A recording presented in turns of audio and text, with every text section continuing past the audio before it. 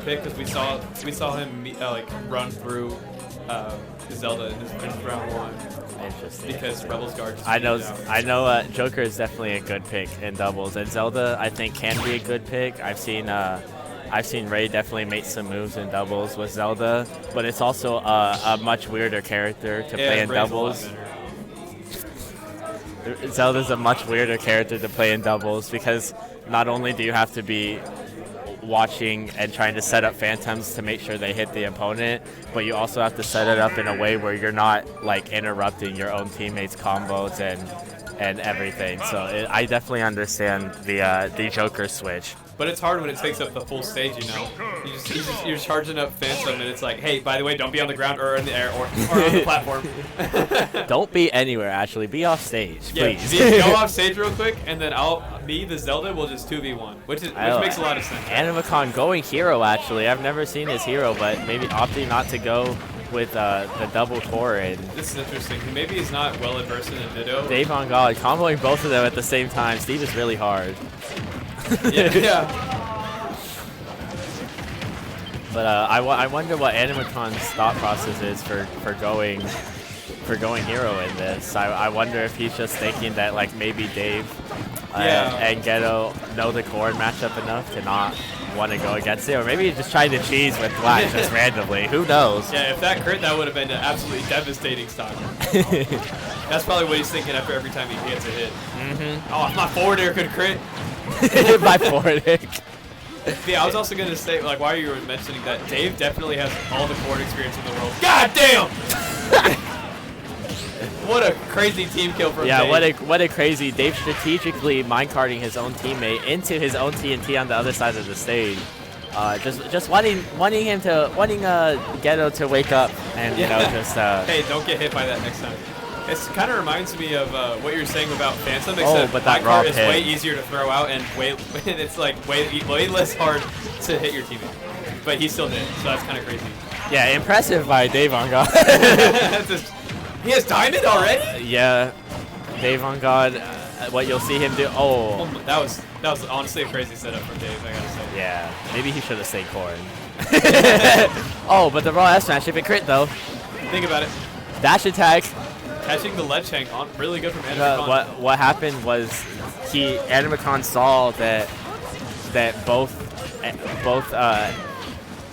Dave and GhettoOtaku were grabbing the ledge at the same time, so one of them had to like drop the ledge, and there we go. That is why we don't play Corrin. Animacon is thinking. Probably. She can't do that. I've never seen Corrin do that. Probably because it's not a move she had. But that flame slash. Coming in clutch. Yeah, honestly, the mana in this could be really good. And I'm assuming if Hero hits the shield of his teammate, he also gets all the mana back. I think so. I don't think that there's 3 shields on my screen right now. Yeah, that's definitely helpful. I don't think Animacon is going to be going for that on purpose because he probably doesn't want to do any extra shield damage to Bonren than he needs to. But it's nice to like know that if you swing that snooze. Oh my god! No, Matt. Oh. Crazy mash, actually. No, barely having enough mash. Don't you play with Steve? How do you not know how to mash out of that? Good one. Thank you. Oh, yeah, the footstool into the down smash. We'll see, like, if Animacon gets a forward air on both Dave and Ghetto at the same time, he'll get 20 mana back for it, which is actually kind of huge. Oh, that Watt just barely missing, but that Ghetto attack is going to, that dash attack is going to be closing it out, and then Dave's thoughts being closed out as well.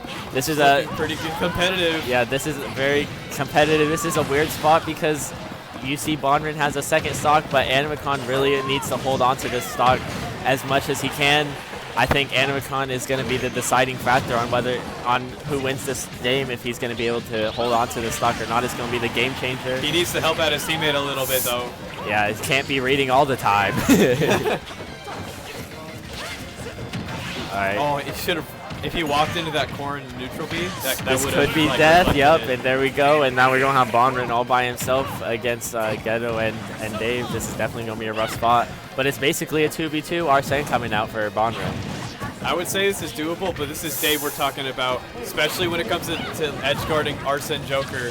Yeah. Oh, get up attacking. Yep. Oh, all right. And there we have. Oh, I think that was actually bad DI. It looked like he could have lived that, but I saw Bonren in the corner. He like sat up and like took his hands off the controller. So Who knows? That could have been the game changer if he lived that and came back. Yeah, so maybe he should have kept his hands on the controller. But Yeah, nevertheless, we're going to hop into game 2 now.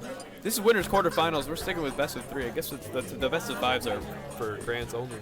Wow. Doubles are all best of 3. All the way best of 3 for doubles. Best 5 is reserved for singles. That's just what I was saying. I Yeah. was just about to say that myself. But anyways, very strange that in winners quarterfinals we have someone who takes their hands off their controller mid-game. Very interesting how that works out. Like I've seen a couple of people playing like that can't see or can't hear stuff, but trying to win without touching the controller is a new strat that I just haven't been accustomed to. Bonren really trying to show it off right now. Yeah. I would not be surprised. Yeah, we're going to see the corn switch. And Zelda And as the well. double switch. I'm honestly very surprised with the Zelda pick. I'm surprised too. I didn't think the Joker was doing that bad, I thought Joker was actually kind of carrying.